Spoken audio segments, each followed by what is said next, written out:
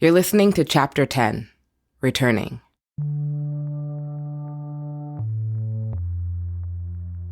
All water has a perfect memory and is forever trying to get back to where it was. Toni Morrison, in a 1986 talk given at the New York Public Library.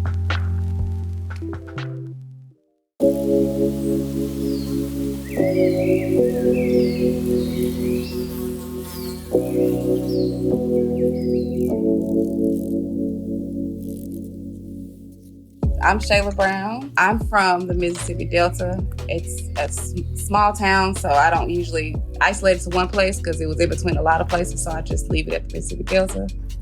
For me, I think there are two deltas. And if I were to Google the Delta, then you get all of this tourist stuff that I did not know existed. Growing up there my whole life, it's like, what? I never went to that restaurant. I didn't even know that place existed. What? There's a plantation that people come to enjoy themselves? Okay.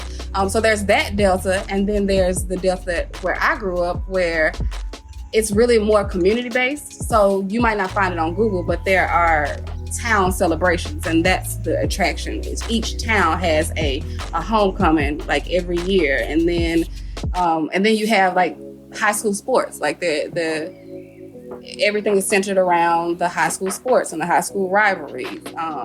Those things just aren't highlighted a lot when you look for things to do in the Delta or things that make the Delta special. The community that we build around our festivities are just invisible. And that feels like an erasure. It disregards almost your existence. Almost like you're not happening there. And so that's just something that as somebody coming back home and trying to use the tools of now to search for things, I don't see myself. The thing about leaving home and coming back after a long time is things are never quite the same as when you left. There are obvious differences like new neighbors, new buildings and construction, and maybe even newly named neighborhoods. But other changes, like how you feel about all the newness, is much more subtle. Returning to Mississippi during this last pregnancy wasn't part of Shayla Brown's plan, but it was her family's best option at the time. On the road headed toward the Magnolia State, Shayla's mind was in another place. She was reflecting back on what they were leaving behind, where they were going, and where they'd soon call home again. No, she wasn't back in her hometown, but Columbus was close enough. It's what we would call, I guess, one of the cities in Mississippi, especially coming from where I came from. It's one of the, the big places. Like the fact that there's a mall here, that's the big deal, especially before, living in other places. Columbus is a pretty big deal. But, now that I've been other places, I realize it is a town. But coming from somewhere where it's dirt roads and no stoplights and, one Walmart for 30, 40 minutes, it felt like a city when I first got here, and it still does, I haven't seen a dirt road yet. I'm sure they're here, but I haven't seen a dirt road. There are a lot of stoplights. Columbus had been good to Shayla. Mainly, it had given her Erick and his family, who always welcomed her with open arms. Kind of like the time early in their marriage when she and Erick left to experience city life in Memphis, but things didn't quite work out like they hoped. Pregnant with their oldest son, the couple would end up returning to Columbus, where they gave birth at Erick's parents' home. And home births would soon become their thing. And a lot of folks around town just didn't get it, including some of their own family members. But that didn't matter to them. The Browns saw birthing at home as the highest honor and a return to all of our origins. I want people to know that natural birthing and birthing at home started here in these rural areas. So we're not some backwards people who are choosing a backwards way of doing things. Rather, this way of doing things is the foundation for everything that you know about childbirth. Everybody who you look to or everybody that's high up on your family tree came into the world the same way my kids did. Over the course of their marriage, Shayla and Erick found what worked best for their family. And as they grew more and more confident in their decisions, all that outside noise began to fade quietly into the background, banding Shayla and Erick even closer together. we're closer. That I don't have to think about. We're closer than I think we've ever been, in a better place in our marriage than we've ever been. And I think that being here has contributed a lot to that. EJ was like the biggest project that we've ever done together. Like birthing EJ. We've been working together to have all of these children. That's what's brought us such great outcomes. But this project, again, is the first one where we, as soon as we saw the line on the stick, what are we gonna do? And it, like, speaking in we the whole time. While there had been a shift within their marriage, each of them could feel this change within. I grew in my capacity to love. I realized hang-ups in my character. I realized how impatient I can be about that, how rigid I can be about this. I grew into a better person. I'm not just better for fathering and better for husbanding, but I'm better for life. Shayla had to let go of her own insecurities in order to fully step into her power. To fly, she needed to let go of what was weighing her down. For years, she'd been taught to never ask for help, to never rely on anyone, let alone a man. She even started to believe that she wasn't worthy of being cared for. But this birth quieted those doubts. Getting closure, I guess, understanding that I haven't been like a burden on him like I've been thinking. He enjoyed what we were doing and like he wanted to do it, and okay, he enjoyed it. And then talking over, I'm like, okay, I enjoyed it too. Like a lot of good things came from this. So that, and then like he said, just having to fight all of these battles and having to do all this stuff with just the two of us because, you know, no woman that I knew had breastfed. So he had to be my partner in all of this. It's just making us realize what matters. And a lot of little small petty things that were still there, still like in the background, you know, needing closure, they just whatever at this point because we got a whole lot of other stuff to worry about. For Ciara, Hilo Hawaii also had a way of putting everything into perspective. Nearly 5 years after moving to the Big Island, she was feeling more connected to the land around her than ever before. You know, you're around a lot of plants. You're able to touch Mama Earth with your feet, your bare feet. You're more in tune with yourself because you're around nature more. Even though you may not know you're more in tune with yourself, but more quiet. I like the fact that my kids are being raised here because it's slower, quieter. I mean, there are ups and downs, you know, there's benefits and, you know, but I think there's more benefits than anything else being here. She was no longer the carefree 10-year-old dazzled by Hawaii's tropical wonder. Now, at 43, Ciara was rooted. Motherhood revealed new reasons for her being and offered an answer as to why the voices called her to the islands all those years before. And Hilo's stillness created space for her to see who she was becoming. How would my kids describe me? Intense, I think. I'm an intense mom. Yeah. But I'm very, there. I'm always there. I'm strict, but fun, I guess. Or am I fun? I don't even know. I thought I would be a fun mom, and it's just, you know, it's a lot of work. So then you get tired, and then the fun kind of goes like that. And then you're laying down flat, oh shit. Like Ciara, Anasia followed an inner calling to leave the home she grew up in and forge a new life elsewhere. When she arrived in Iowa for college, she had no idea she'd still be there 15 years later. She never loved Iowa or Ames. There weren't enough Black people, and some folks just didn't know how to act around the few who were there.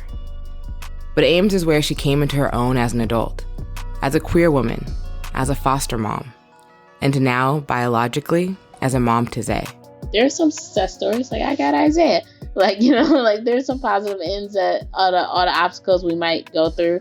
There's this tiny human here that I know I'm going to love the rest of my life, and hopefully he loves me the rest of his. This journey to becoming a parent wouldn't have been possible without her chosen family in Iowa. And yeah, one day she might finally make good on her dream to move to another state. But even when that day comes, Iowa won't be more than a thought away. She wants baby Zay to grow up knowing and appreciating all the special people who made his birthplace feel like home. I'm going to put a wall in his room, just put all the pictures in the shape of Iowa and be like, this is your Iowa family, like these are the people that were there for me, for your mama, and helping bring you here. And so I want to tell them stories about the people more so than the town. Unsurprisingly, Anasia's social work background has shaped the way she parents. She knows Zay won't stay a baby forever, so she's already preparing herself for all his future questions about who she is and how he came to be. I think he would say I'm very talkative because we have a lot of conversations. So we talk about family sometimes, how families look different. Since I did use a donor, so I talked to him about how families are different and whatnot. So I could practice so that when I have that conversation with him, when he's at the age of understanding, it's easy. We talk about consent because I joke when he pulls me in for a kiss and he grabs my face. After I give him one kiss, he grabs my face and pulls me in for another one. And I'm like, that's not consent, Zay. This is how you talk about consent. And we talk about that. Living life off the beaten path and slowly divesting from systems around her has given Ciara so many new lessons to teach her girls. It's hard to know where to start, but at the very top of the list is how to live in harmony with the land. And that extends to the local Hawaiian culture, folklore, and wisdom she wants them to soak up. It's also why she and Daryl decided to enroll their oldest daughter, Ciara, in a Hawaiian immersion school. Ciara is learning how to farm, and she's learning fluent Hawaiian, like Olelo Hawaii, and then when she gets older, they're gonna teach her how to wayfare, which is navigating by the stars. That's the kind of shit you need to learn. You don't need to learn the fuck about George Washington with his freaking slave teeth in his mouth, and you said they were wooden teeth. They were slave teeth, but you're too scared to say it, so you said they were wooden teeth. Yeah, no, I don't need that. And I don't want my daughter doesn't need to learn about that either. Being able to shape how and what their kids learn has been one of the biggest appeals of homeschooling for Shayla and Erick. Aside from the real-life science classroom in their own backyard, Erick is teaching the boys about Columbus's rich Black history too. One thing that even I'm newly learning is, like Shayla said, there's 2 Columbuses, there's 2 everythings in the South. What I didn't know is that the Black Columbus is and has been so thriving throughout the history of this town. So I didn't know about things like Catfish Alley, where a lot of Black entrepreneurs during segregation would congregate, where Black celebrities would come to eat, to lodge, et cetera, et cetera. The level of success that Black people in Columbus have had throughout history and are still having is something that is opening my eyes and making me less flighty about this place. It took 5 kids and returning home for Erick to realize that Columbus had long planted a seed within him. It was the same seed that the Delta had planted in Shayla. As their love blossomed, so did their shared devotion to movement work. Early on in their relationship, they became involved with Black liberation organizations, supporting political outreach efforts and leading voter registration drives. But as is often the case for many activists, the Browns put a lot of time, money, and energy into their efforts. And it cost them a lot, at various points even receiving death threats and attacks on their home. Shayla and Erick would soon come to realize that their fight would need to look differently. To put it shortly, I would say we kind of turned our activism into a family affair and say, okay, well, let's shift to making sure that there's going to be a generation to pick up the mantle and carry it forward later. Early on, we realized that maybe the activism in its traditional sense was not going to make the impact that we felt could be the biggest impact that we can make. We felt our energies and time were better put into raising a revolutionary family. And not just revolutionary in that we think about liberation all the time and that we're working toward it, but that our very existence and the way we are raising our family is a revolutionary thing. We're raising our family in ways that are going to turn the health system on its head, or turn the way the banking system on its head, or the housing system, which is what I am very committed to changing, so that no more people have to deal with that. Like just committing our family and the raising of our family to Black liberation. for us to be up against a system, which means a group of things and people against us, we need a group of things and people to help us combat it and to defend us from it. And I think family is foundational. It's foundational, especially when we think about the historic context of Black women in American society, and how, or Black families in American society, and how our family has never been our own, and we've never been able to claim a family. We've never been able to build a family. We've never been able to develop a family. We've never been able to decide, what our family was going to be. And that leaks into our culture because we're raising the next generation. As a home birther, homeschooler, and mother of 5, Shayla now has the power to decide what's best for her family. She loves sharing the gospel of intentional mothering and care with other Black families through her work as a doula. And she wants nothing more than for the next generation to hold and protect this extraordinary power of childbirth. Well, the revolution does start with birth because, one, everything starts with birth, right? If we're going to be here next week, next year, tomorrow, somebody better be having babies, right? And so when we talk about systemic racism, a system is a group of things and people. And so somebody is raising those people to build up these structures, to build up these systems. They're not just cropping up out of the ground, right? And now, oh, look, there's a hospital that's racist against Black people. There are people operating in the hospital. So what people are we putting in place? What people are we raising? What institutions are they going to build? And if we're birthing from a place of trauma, then we're existing from a place of trauma.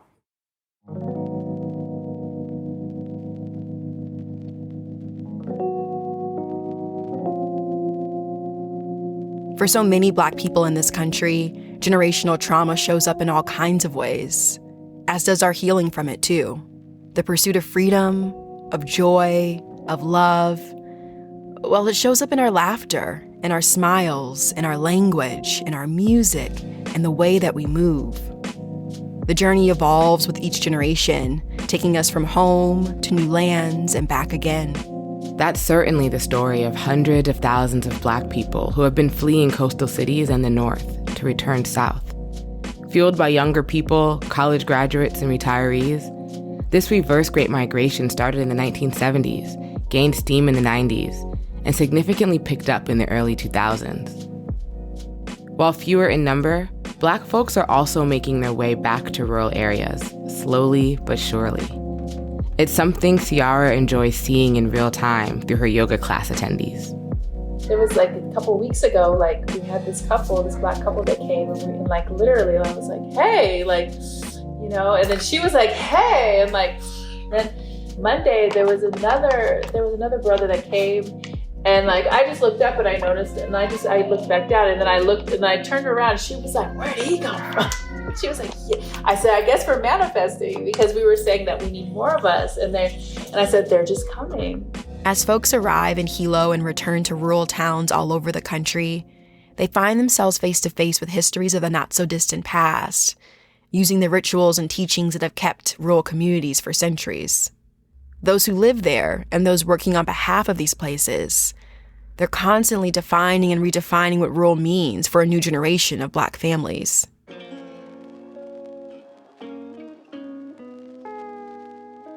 I think the first word that comes to mind is home, right? I think about small towns. I think about people who know people who know your mama, people who can whoop you at church. I think about families who raise the children together. I think about backcountry roads. I think about nature. I think about animals.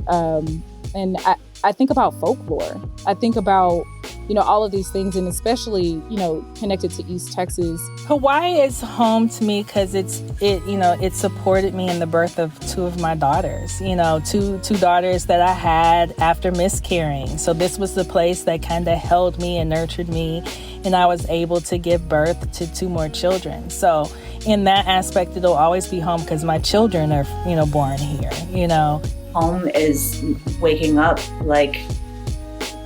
with my children close to me, And with my children thriving, seeing their smiles and their eyes, the brightness in their eyes, for me, home is a place where we can see that in one another and create a world that's worthy of our kids. This rural area is a place where I will always come back to and look at as that's where I allow my plant to be nurtured. I've been nurtured here because I allowed myself to be watered. I allowed myself to get sunshine. I allowed myself to get in the mud, not take no for an answer, not be afraid to be different, not be afraid to not have all the letters behind my name. Preach what I know, teach what I know, show up when I have to, show up when I can't.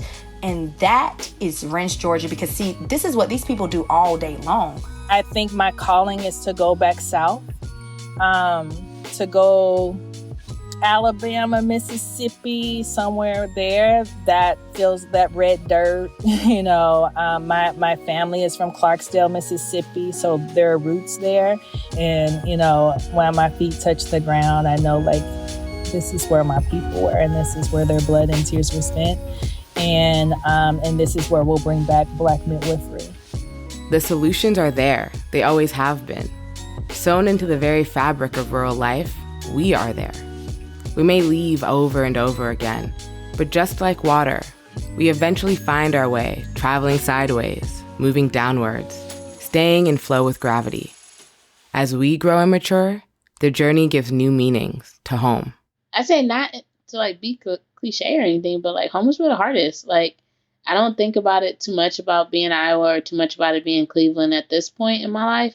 It's more wherever Zay and I are together, is home. If Zay and I can feel comfortable in this space and we can be able to share our love for each other and the love for those people in our lives, that's home and that's love. And feeling comfortable in my own skin in my home, I do.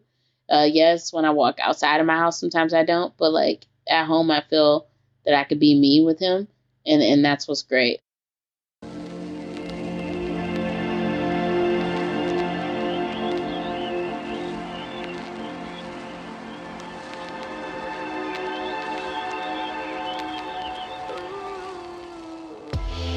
Thank you for listening to Season 2 of Natal. It's been quite the year bringing this series to life. So before you go, here are a few updates you might enjoy. Hey Zay, can you smile for them? After 15 years, Anasia left Ames. She and Zay now call Baltimore home. Tanya Smith-Johnson ended up moving back to the South after all. Her family of 8 relocated from Hawaii to the Mississippi Delta, where she works as one of the few Black midwives in the region. Speaking of Hawaii, Jasmine Merritt completed midwifery school. After passing her exam to become a certified professional midwife, Jasmine will return home to join her sisters of the Alabama Birth Collective. And in January 2022, Shayla and Erick welcomed their 6th child at home. And it goes without saying that this series would not be possible without the incredible team behind it. So many of whom, by the way, are Black women with rural roots of their own. Natal is a production of The Woodshaw and You Had Me at Black. It's executive produced by us, Gabrielle Horton and Martina Abraham-Zalunga. Our lead producer is Jess Jupiter, with production support from Alexis Moore, Cynthia Pimentel, Delia Jones, and Janelle Anderson. Our writer is Tiara Darnell. Our content consultant is Dr. Akila Wise. Our research assistant is Mackenzie Groh. Our reporting mentor is Catherine Stifter. And the very groovy original music is by A.G. The Genius Child. Special thanks to the Natal Advisory Board, Black Mamas Matter Alliance, the Economic Hardship Reporting Project, the W.K. Kellogg Foundation, and listeners like you.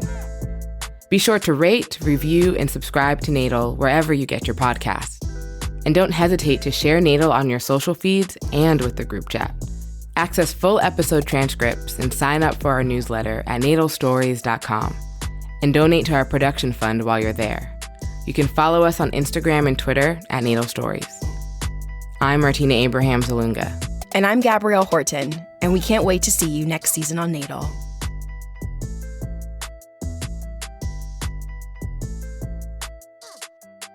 Okay, ahui ho, ladies. All right, aloha. Aloha. Lily said aloha.